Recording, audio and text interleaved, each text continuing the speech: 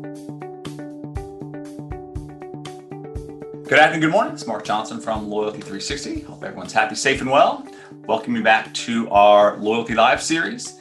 In this series, we talk to the leaders in customer channel and brand loyalty about the technology, the trends, best practices pertaining to customer channel and brand loyalty, but also how brands can use these technologies to drive unique experiences, engagement, and most importantly, customer loyalty.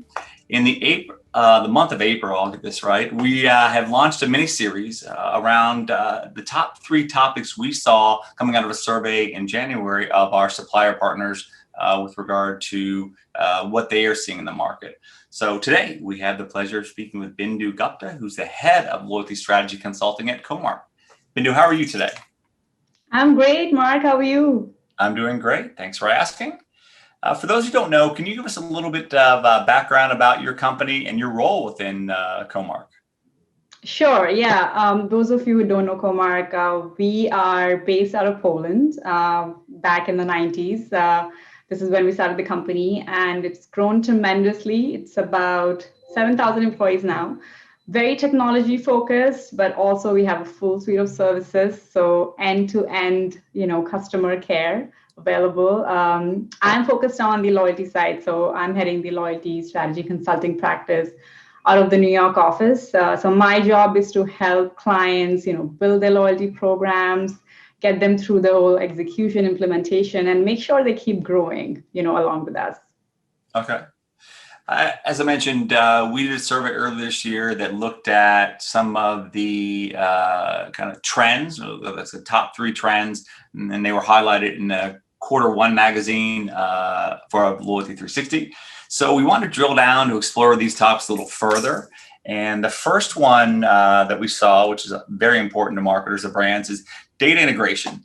There's more data than ever before. Everyone knows that. Brands know that. But I think they're really challenged with regard to doing it effectively and doing it well.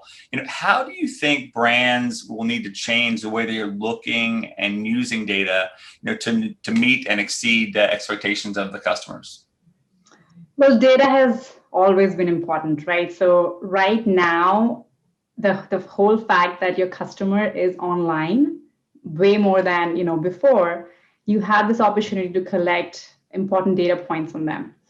The more, the best use of data is the experiences the marketer can create with it, right? So if I have their profile data, their behavior, their purchases, what am I doing, as a brand to give them, the right experience and the right product recommendations and just make it a more one-to-one experience for them, instead of, just giving them those generic offers and just have a very transactional relationship.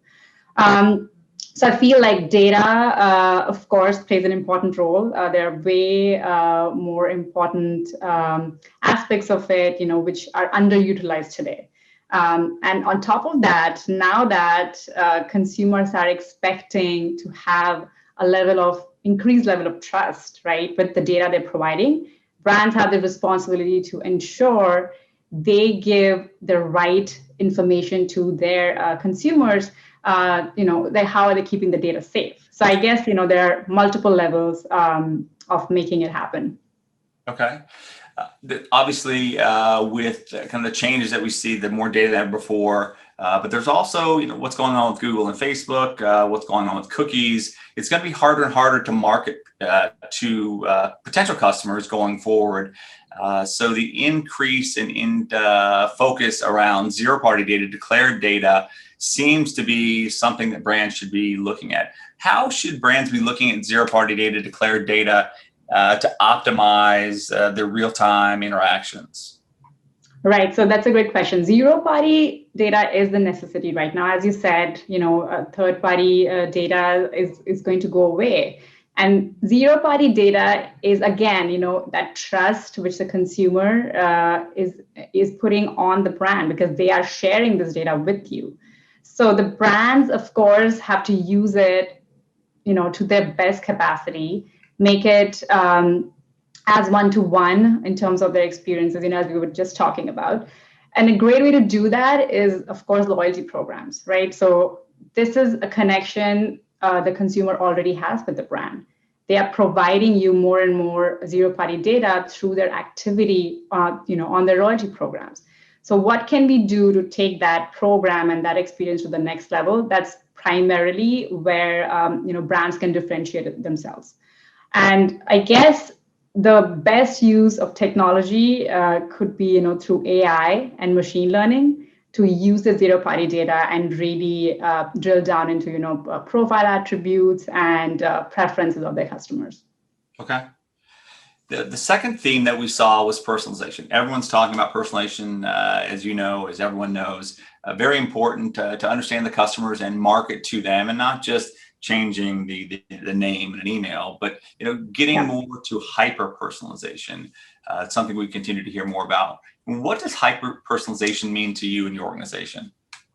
Yeah, that's another buzzword which I have been hearing for a while now, and in the true sense, not a lot of brands are doing it really well. For me, hyper personalization would mean I am being spoken to as an individual, and not as your everyday customer, right? So as we talked about zero-party data, I am trusting you to give me the most relevant touch point each and every time. It's not just about the transaction. It's about every time I have an interaction with the brand, I feel like they understand my needs, my requirements, and really cater and pivot their approach based on exactly what I need. So it's what I need, when I need, however I need, and what device I need. So that's for me is hyper personalization.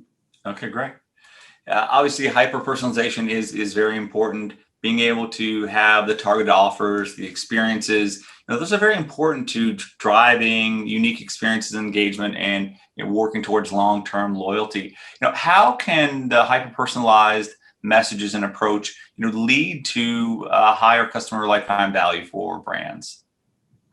Right. So there are some brands which are doing this extremely well, like Netflix was the pioneer to use hyper personalization to alter the content to the very very iota of the consumer. Like if you open your Netflix account versus I open, it's going to look completely different, right? That's what you want from brands. And from a loyalty program perspective, there are so many ways we can incorporate it, especially if you think about what kind of rewards I want versus somebody else in the same program wants, and what kind of points I can actually accrue based on the different activities which are more relevant for me versus somebody else. So I think there's a lot of opportunity, especially to include hyper personalization in loyalty programs. This is still very new. If you look at loyalty programs, I haven't seen a lot of them which are capturing the potential of hyper personalization to a great extent. Okay. When you look at hyper personalization and personalization in general, being able to do it at scale is a challenge. It's an opportunity. But it also has increased cost. How should brands track, measure the kind of the causal relationship and look at the ability to drive a return? Right. Of course, there's going to be a cost. There's an investment you're making when you use hyper personalization, because you have to use advanced technology to do it. So there are various ways we can start tracking it. Some would be more easier to track than others. So of course, there's this increase in your average order value as a result of implementing it. There is an improvement in customer sentiment, which is a more a subjective element, but again gives a good gauge of exactly how the customer is feeling, because they can be making purchases or leaving the brand, but the sentiment would really impact in the long term. And of course, more engagement with the loyalty program. Are they accruing their points more regularly? Are they using their redemption? Are you redeeming more regularly? So a lot of that would also show you how the success has been measured. Okay. going through COVID has required brands to be nimble. Not only are they keeping up with their customer loyalty programs, but looking at buying online, picking in store, buying online, returning through FedEx, whatever it may be. There's a lot of kind of technology challenges that have kind of confronted them. So Yeah. looking at being nimble, how important is it for brands to not only be nimble, but also to be creative and responsive in their customer loyalty efforts? And what's the balance there? Yeah, that's a great question. It is very, very important. If you look at last year, brands who pivoted, they survived, right? And they also made sure they can keep that connection with their customers. And brands who didn't, they just kind of perished. So of course, pivoting was very important, and being agile is very important. But this also gave us an opportunity to look at the existing journey of the customer, the existing touch points we have with them, and how to change them, how to rebuild that relationship. That definitely happened. Okay.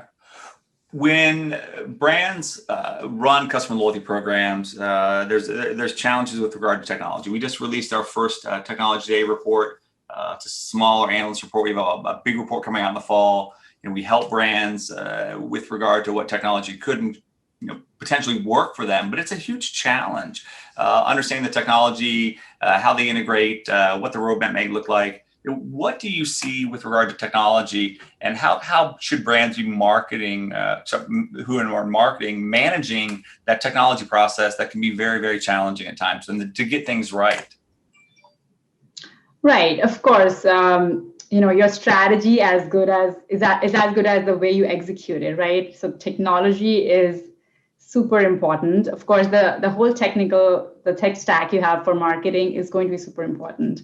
I think they should choose a technology partner who can, of course, grow with them at scale, who is nimble, enough to change as per the requirements of the strategy or the requirements of the market, because the consumer is evolving. Like as you've seen, the habits have changed, their preferences have changed, and we know some of them are going to stick around. So our program should be, agile enough, and the way it could be agile is with the right technology partner and the stack they have. Absolutely. One of the things you mentioned back in personalization is, the zero-party data, declared data, how important it is. And you talked a little bit about measurement and tracking. Are there ways to look at the tracking of kind of the personalization efforts and increase in some of the KPIs they may have, which may be engagement or purchasing or repeat visits? What's the best way to do that? Is it up to your technology provider to have kind of a detailed understanding of you as a client and have good reporting options, or are there different ways to look at reporting that can show how impactful personalization is? Of course. I mean, the technology partner is going to play a key role because they are going to track all these data points. But which KPI is important would depend on the goals you define in the very beginning, right? So just before you define the strategy, after you define the strategy, you have to outline exactly how you would measure the success. And this all depends on what is the main goal of the program, or what was the main goal of using this platform, for your business purposes. So a lot goes into basically, from step one, define your goal, define the strategy, and define the success KPIs. Absolutely. Well, I think we hit most of the questions with regard to the trends. One quick question. Customer loyalty, we think, is seeing kind of a renaissance right now. Great brand membership. Many people look for new technologies. How important do you think customer loyalty will be going forward? With some of the challenges between Google and Facebook and third-party cookies going away, how important is customer loyalty going to be going forward to a brand's strategy? I think it's even more important now. It was important before, and with the pandemic, you realize that you really, really have to strive to keep your existing customers. And that is going to, become the norm now. You have to have a strong program And it doesn't have to be all about the points and all about the transaction relationship, but it's all about building that connection with your existing customers.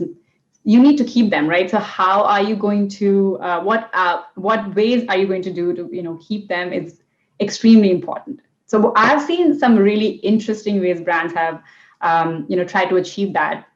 I'm sure you've seen this tremendously in the past year, even now recently, is getting into different partnerships, right? So brands are partnering with other brands which you probably never saw before, and the whole idea is to give that benefit to their customer and also to maintain that relationship they have, right?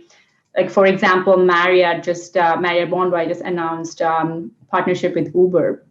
So that was something very interesting, given that travel hasn't really picked up that much, and people are not staying in hotels as much as they did before.